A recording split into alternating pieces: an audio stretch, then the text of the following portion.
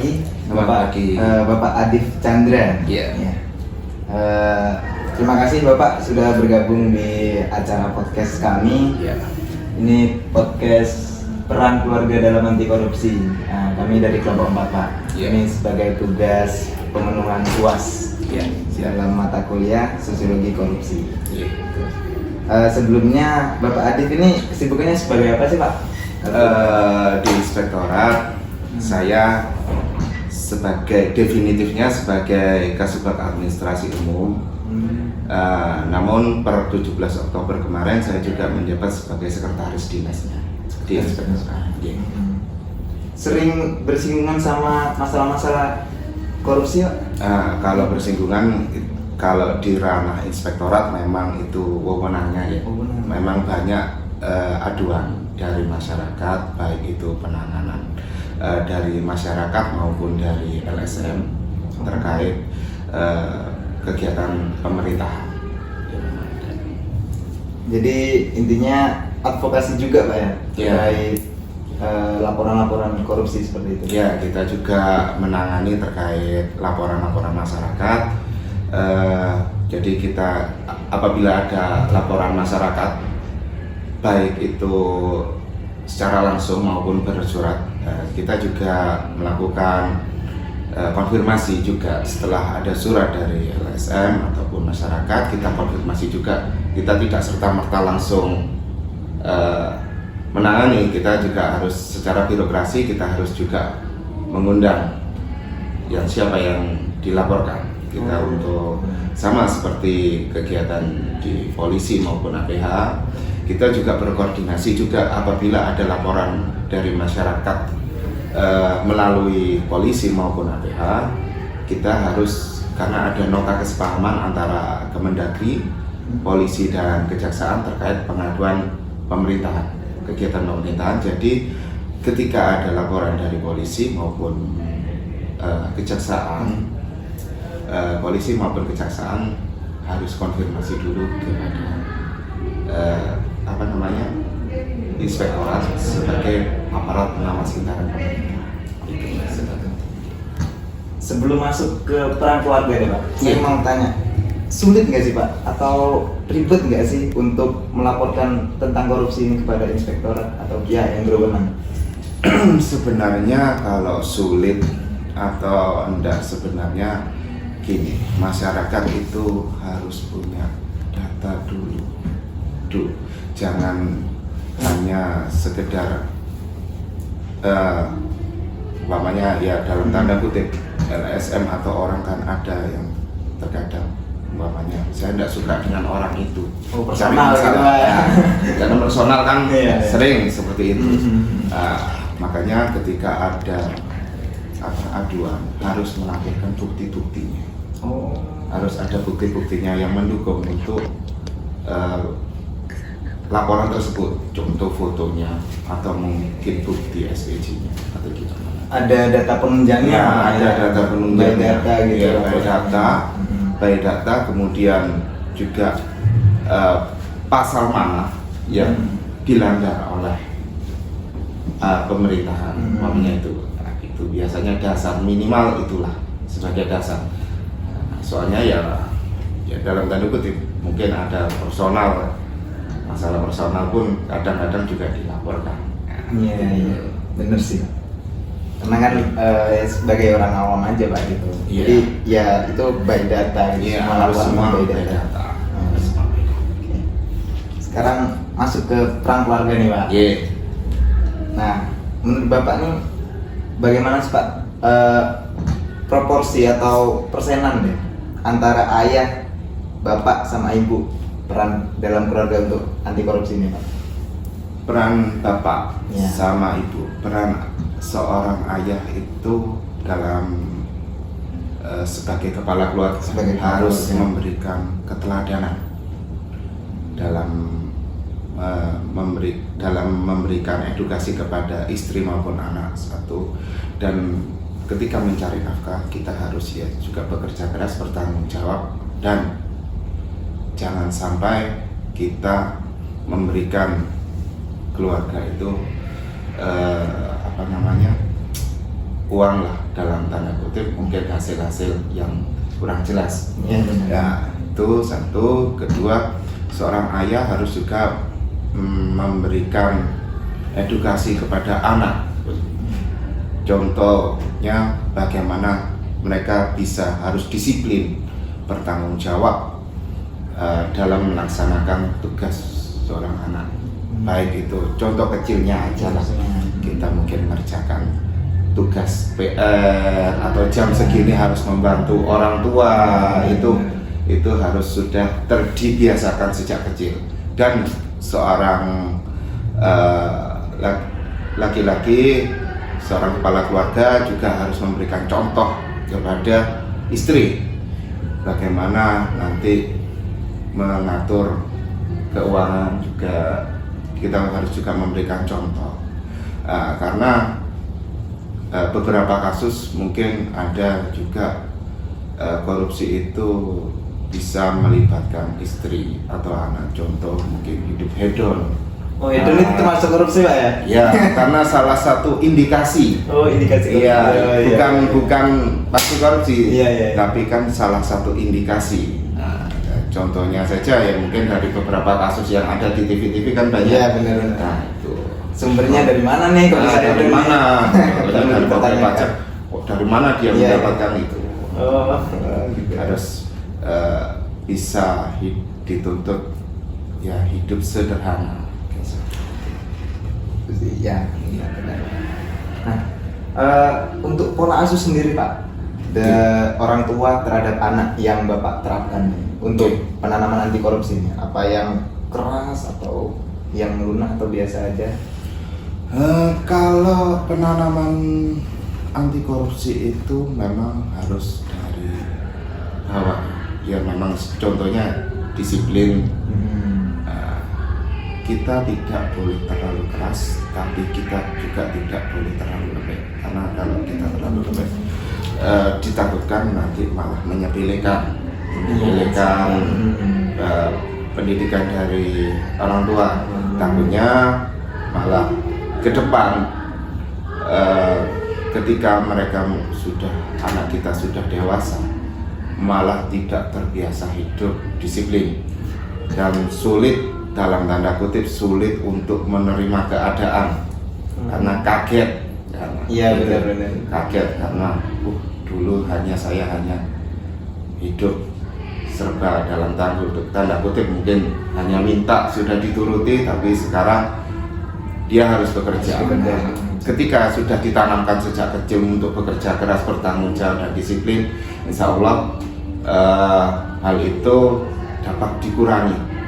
Anak tersebut ke depan akan lebih siap dalam menerima kenyataan hidup ya, dalam tanda kutip. Nah, kenyataan hidup baik itu senang maupun susah. Jadi emang dibiasakan untuk hidup sederhana dulu, Pak. Iya. Nah, upaya pengawasan atau bimbingan apa yang sudah diterapkan mungkin sama Bapak atau mungkin akan diterapkan terhadap keluarga untuk penanaman anti korupsi ini, Pak? Nah, kalau upaya penerapan saya adalah kalau di rumah ya, kita bersama di rumah, mungkin saya adalah minimal dia harus bertanggung jawab terhadap tugas sekolah. Minimal itu, Pak. Ya, minimal itu tugas sekolah, bantu orang tua. Bantu orang tua itu contoh di kehidupan rumah tangga saya, ketika anak kurang aktif belajar, kadang kan menyepelekan, terkadang main HP atau apa, mau tidak mau HP itu akan saya sita selama 1 bulan. Gitu, Pak? Iya, biar dia bertanggung jawab dengan keadaan. Nah, 1 bulan, setelah 1 bulan kita buat tanggalnya, tanggal sekian sampai sekian kamu nggak boleh pegang HP. Ya sudah, dia akan nggak pegang HP, dia akan serius belajar. Ya mungkin hanya bermain, kalau bermain itu sudah pasti lah, nggak mungkin ya, nggak mungkin kita halangi. Cuma untuk bermain HP kita nolkan. Nah, kan ini anak kan sebenarnya nggak tahu, Pak, gitu, Pak. Ini sudah termasuk korupsi atau enggak? Misal jadi suruh orang tuanya untuk melakukan sesuatu karena dia tidak mau, terus kita ngasih imbalan dulu, imbalan di awal, Pak. Ini kan menurut saya sendiri, Pak, menurut saya pribadi nih sebagai orang awam itu sudah termasuk gratifikasi gitu, Pak, dan itu mengarah ke korupsi. Itu gimana, Pak? Ya kalau sesuatu harus imbalan, memang itu sesuatu yang dalam tanda kutip untuk pendidikan seorang anak itu memang kurang bagus. Kurang bagus, Pak. Ya karena ya gimana ya, akhirnya seorang anak itu ketika menjalankan perintah orang tua harus dapat uang, Mikirnya ke situ, Pak. iya harus dapat uang, ataupun dalam ketika nanti dewasa kan akhirnya ke depan, akhirnya dewasa sedikit-sedikit minta uang. Pungli, Ya, jatuhnya pungli, Iya, iya. jatuhnya ke depan pungli, Iya. bahkan bisa ke korupsi juga, nanti juga ke korupsi gitu, karena ambil sedikit-sedikit harus ada uang. Nah, akhirnya ke kinerja pun akhirnya juga akan menurun, karena dalam tanda kutip orang seperti itu akhirnya kalau tidak ada uang tidak akan bekerja. Itu dimulai dari keluarga, Pak. Iya, itulah pentingnya keluarga juga. Karena kan keluarga ini ya pendidikan awal dan paling utama gitu, Iya. yang paling dekat dengan anak. Iya, makanya tanggal 26 Juli 2023 kemarin bertempat di Hotel Aston, Iya. Pemkab Jember bekerja sama dengan KPK melakukan sosialisasi terkait keluarga berintegritas. Di situ semuanya kepala OPD dan beberapa camat itu diundang, wajib hadir bersama istri. Wajib hadir bersama Ya, wajib hadir bersama istri. Di situ KPK memberikan edukasi bahwa korupsi itu tidak harus melulu mungkin dengan uang, bisa juga dengan mungkin waktunya dia datang jam 8 pagi waktunya masuk kerja tapi dia terlambat. Itu korupsi waktu, Pak. Ya, korupsi waktu kecil, terus penggunaan kendaraan dinas di luar jam kerja, umpamanya hari Sabtu Minggu dibuat jalan kemana. Itu termasuk korupsi juga, Pak? Ya, termasuk. Jadi diberikan edukasi itu mulai dari hal yang kecil dulu. Iya. KPK mungkin mengingatkan kembali bahwa seorang pejabat, meskipun kita seorang pejabat, kita juga harus hidup sederhana karena kita sebagai contoh juga di masyarakat. Tapi banyak tuh, Pak, kasus di luar sana, Pak. Gimana? Ya Sabtu Minggu ada aja yang plat merah di sana kemari ke tempat wisata segala macam kayak gitu, Pak. Ya sementara Dari pemerintah gimana ya, Pak, menanggapi hal itu, Pak? sebenarnya seperti itu, nanti ada surat peringatan kepada beliaunya. Tetap ditindak, Pak, ya? Ya, ketika ada laporan bahwa Sabtu Minggu dalam tanda kutip Ada libur. tidak ada tugas, Tidak ada tugas. tidak ada Di tugas, luar ya tugas, di luar Pak. tugas, Ya. yang kemudian ada seorang atau orang yang melaporkan bahwa itu digunakan untuk kepentingan pribadi, maka biasanya akan dilakukan pemanggilan oleh inspektorat dan diberikan surat peringatan atau teguran itu, dan diberikan sanksi. Sanksi itu bisa macam-macam, penurunan pangkat, bisa pemotongan TPP, juga bisa macam-macam. Ya. Nah, ini, Pak, tadi kan nyambung dari KPK yang mengundang para pejabat dengan istrinya, Pak, ya, harus Iya. hadir dengan istrinya. Nah, menurut Bapak sendiri, apakah transparansi tentang keuangan dan keluarga itu penting, Pak? Transparansi dalam keuangan itu sangat penting karena mereka kan juga hidup berdua. Iya. Kalau kita tidak transparan, bohong-bohongan, Nah, sesuatu yang kecil itu, Pak, aja, ya. kita yang sesuatu yang kecil aja, baik laki-laki maupun perempuan, Ya, sama-sama. kita sama juga megang uang. Ya. Istri harus tahu pendapatannya suami itu berapa. Nah, istri juga harus tahu hidup itu juga harus sederhana, meskipun ada kelebihan dana mungkin ya bisa untuk diinvestasikan di lain, janganlah untuk hidup hedon. Laki-laki juga begitu, seorang pejabat ya meskipun kita juga nggak semuanya harus semua dipegang oleh istri, kita juga harus punya pegangan, tapi harus sesuai dengan kadarnya. Kita harus juga tahu kebutuhan keluarga juga. Jadi memang penting banget Pak ya, nggak ada kebohongan di situ. Iya, karena itu ya semacam titik nadir juga ya, maksudnya ya kalau kita nggak transparansi pasti akan timbul kecurigaan dalam keluarga, pasti nggak harmonis jadinya. Iya, masalah uang itu kan bisa merembet kemana-mana juga. Bener Pak, bener.